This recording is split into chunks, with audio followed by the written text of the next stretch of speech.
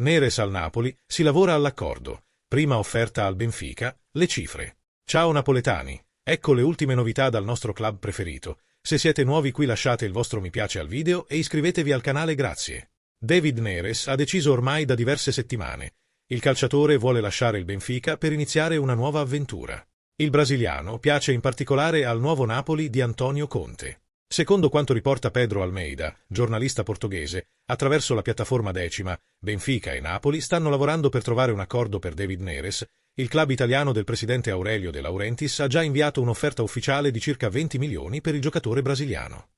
Poi ha aggiunto e concluso: sono iniziati anche i colloqui con il calciatore e un accordo non sarà un problema.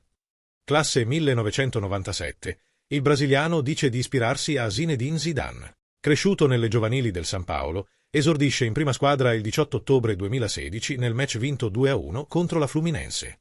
Nel suo passato anche un'esperienza con la maglia dell'Ajax, dove ha collezione ben 185 presenze e soprattutto 50 gol. In Olanda è molto amato dai tifosi dei Lancieri. Cajuste al Brentford, Gaetano al Parma.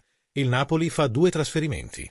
Prende forma il mercato di uscita del Napoli. Dopo l'addio di Lindstrom, presto potrebbe essere il turno di altri 2 giocatori.